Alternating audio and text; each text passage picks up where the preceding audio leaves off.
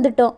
இப்போ நீங்க உங்களுடைய கஷ்டம் கவலையின் மத்தியினால் ஆண்டவரை குறை சொல்லிக்கிட்டு இருக்கீங்களா? உங்ககிட்ட தாங்க ஆண்டவர் பேசுகிறார். 1 ராஜாக்கள் 3:13, இதுவும் மின்றி நீ கேளாத ஐஸ்வர்யத்தையும் மகிமையையும் உனக்கு தந்தேன். நீங்க இருக்கிற இந்த ஒரு சின்ன கஷ்டத்தை யோசிச்சுக்கிட்டு இருக்கீங்க.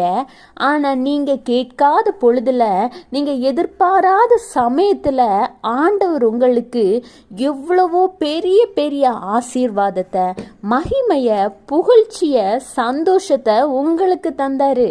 ஆண்டவராக இயேசு கிறிஸ்து உங்க வாழ்க்கையில செய்த நன்மைகள் எல்லாம் மறந்துட்டீங்க.